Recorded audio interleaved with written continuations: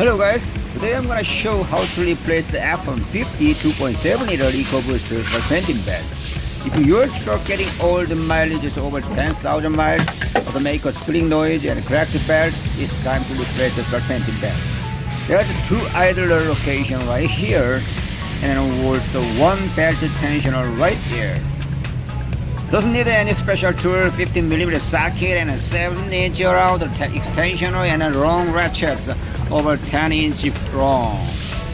It doesn't matter 3/8 half inch. I'm using the 3 ratchet and an extension and a socket.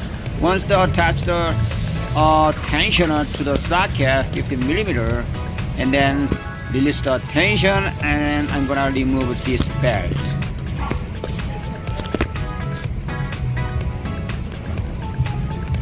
Attach a 15mm socket and ratchet and rotate clockwise. Tensioner as a kind of push it down and the tensioner and release the tension and remove belt from the top of idler. Remove belt from the idler much easier, doesn't have a groove much higher, and then remove all the rest of the belt and then take it out from the engine. Using the both hands is much help. I have hold the my cell phone camera, so I using my one hand. This is take a hard to remove this now. Now it's time to install new belt. Allow to serpentine long belt along the each pulley and bearing. So carefully using the two hands, alternator, AC compressor, and also water pump and idler and tensioner. You guys referred, I attached the picture and a belt route and a driver belt 2.7 liter picture, and then a route all of group and a belt idler and even belt tensioner.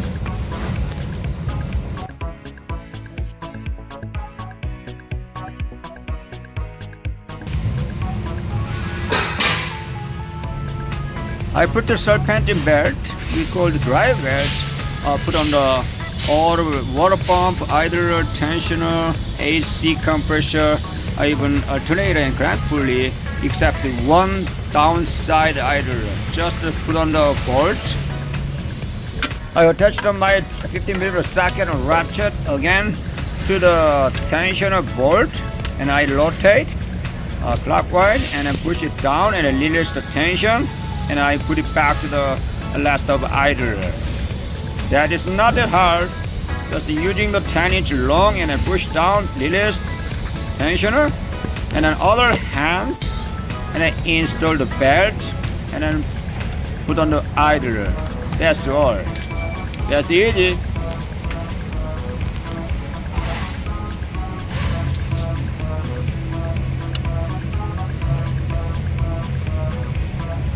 I usually double check all belt, put on the properly each pulley grooves, and I make sure everything is good, and I remove tool. And also I strongly recommend crank pulley rotate at least one revolution, and then for the proper installation.